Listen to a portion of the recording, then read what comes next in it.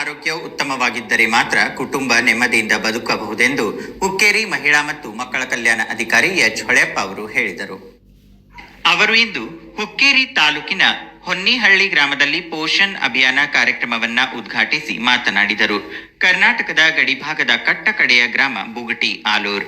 ವಲಯ ಮಟ್ಟದ ಅಂಗನವಾಡಿ ಶಾಲೆಗಳ ಮಕ್ಕಳು ಸರ್ಕಾರದ ಯೋಜನೆಗಳನ್ನ ರೂಪಕದ ಮುಖಾಂತರ ಪ್ರದರ್ಶನ ಹಾಗೂ ಬಾಣಂತಿಯರಿಗೆ ಉಡಿ ತುಂಬುವ ಹಾಗೂ ಪೌಷ್ಟಿಕ ಆಹಾರ ಪ್ರದರ್ಶನಗಳ ಉಪಯೋಗ ಕುರಿತು ಅತ್ತೆ ಸೊಸೆಯಂದ್ರಿಗೆ ತಿಳುವಳಿಕೆ ನೀಡಲಾಯಿತು. ವೇದಿಕೆ ಮೇಲೆ ಗ್ರಾಮ ಪಂಚಾಯಿತಿ ಅಧ್ಯಕ್ಷರಾದ ಸುನಂದಾ ಮಠಪತಿ, ಪಿಡಿ ಪಾಟೀಲ್, ವಲಯ ಮೇಲ್ವಿಚಾರಕರಾದ ಪ್ರಮೀಳಾ ಚೌಗುಲೆ, ರುಕ್ಮಿಣಿ ಪಾಟೀಲ್, ಸುರೇಖಾ ಪಾಟೀಲ್, ಗೀತಾ ಕಾಂಬಳೆ, ಸುರೇಖಾ ನಾಯ್ಕ್ ಉಪಸ್ಥಿತರಿದ್ದರು.